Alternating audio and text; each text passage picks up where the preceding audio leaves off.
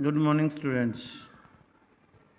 हम भक्ति सूफ़ी परंपराएं लेसन कर रहे थे, तो उसमें हमने भक्ति संतों के बारे में, सूफ़ी संतों के बारे में जाना। अब कुछ सिलसिला होता है जैसे एक परंपरा, हमारे यहाँ शब्द है परंपरा। सिलसिला जो अरबी भाषा का शब्द है, मुंडन शब्द है। तो परंपराएं जैसे होती हैं कि शंकराचार्य हुए थे हमारे यहाँ, तो आगे उनके स्थान पर जो भी संत बैठा है वो शंकराचार्य ही कहलाता है, तो शंकराचार्य परंपरा होगी। गोरखनाथ हुए थे, उसके बाद आगे बहुत नाथ हुए, नाथ परंपरा चल पड़ी। तो ऐसे ही एक चिश्ती परंपरा, चिश्ती सिलसिला जो है इस्लाम में चला है, तो वो एक प्रमुख जो है सूफी सिलसिला है, यानी संतों का एक पीढ़ी दर पीढ़ी पैगाम देने वाले संत हैं।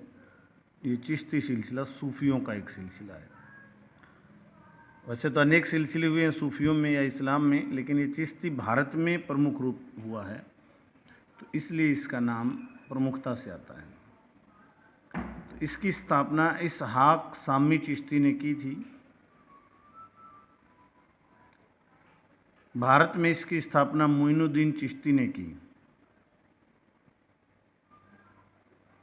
मोइनुद्दीन चिश्ती का जन्म 1141 में ईरान में हुआ।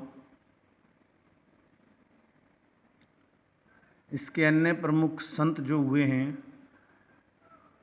वो कुतुबुद्दीन बख्तियार काकी, हमीदुद्दीन नागौरी, निजामुद्दीन औलिया व शेख सलीम चिश्ती, ये प्रमुख संत हुए हैं। शेख सलीम चिश्ती जो अजमेर में जिसकी दरगाह है, विश्व प्रसिद्ध दरगाह है। ये दरगाह मतलब जहाँ पर इनको दफनाया जाता है, अंतिम संस्कार जहाँ किया जाता है, वहाँ पर इनकी दरगाह बना दी जाती है। तो इनकी दरगाह पर अकबर भी जाते थे, और अकबर ने अपने लड़के का नाम सलीम इन्हीं के नाम पे रखा था। दूसरे देशों के राष्ट्रपति, प्रधानमंत्री तक यहाँ पर आते हैं।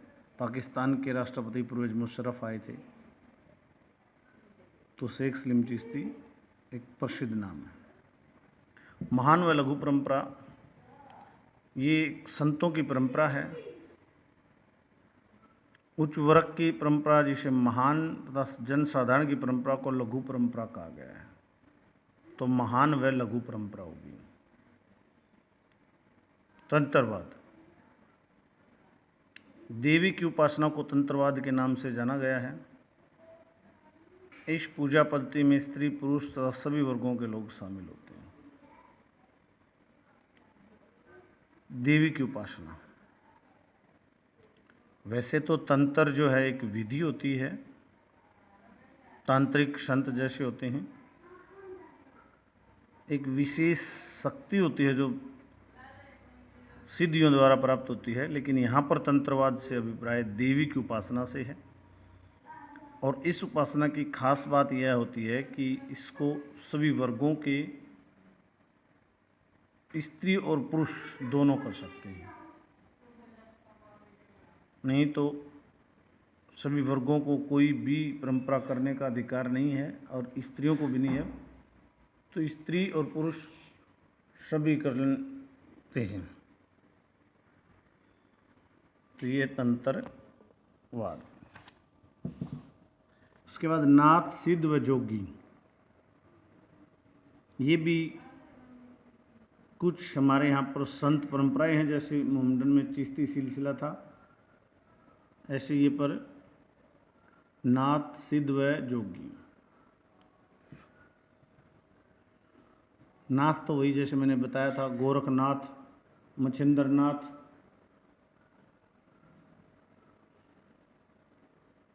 सिद्ध और जोगी। जोगी होते हैं जैसे हमारे यहाँ पर भी आते हैं जोगी संत, गाने वाले।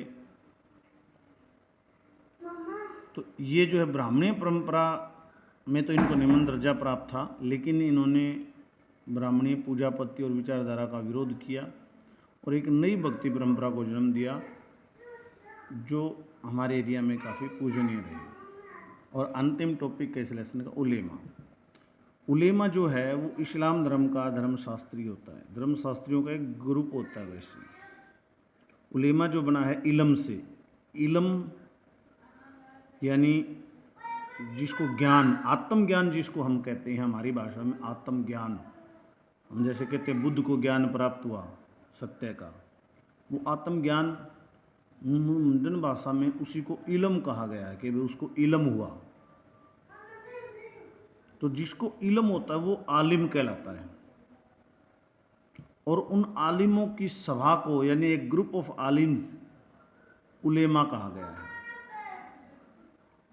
तो ये शासक को सलाह भी देता है तथा धर्म की रक्षा हेतु कार्य भी करता है ये आलिम वर्ग। ठीक है, तो ये हो गए उलेमा। तो ये लेसन समाप्त हो गया। कल से इसके क्वेश्चन लर्न करेंगे। आज इतना ही।